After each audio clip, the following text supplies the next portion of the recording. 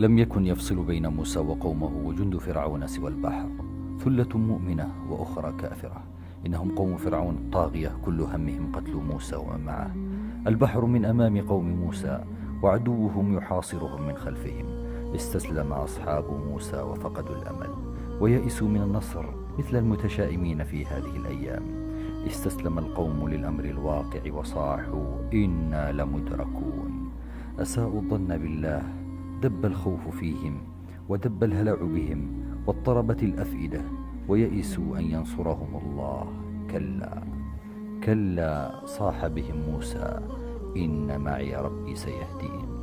استبشار رغم الظروف، حسن ظن رغم الألم، تفاؤل في وسط المحن، طمأنينة سماوية، إيجابية حقيقية رغم أنه لا يوجد أي حل. فكيف فرجت؟ إنه أمر الله وأمر الله غالب. ضرب موسى بعصاه البحر، انفلق ذلك المخلوق العظيم ونجى الله قوم موسى بأمره. إنه حسن الظن والتفاؤل والبشريات الربانية والطمأنينة السماوية.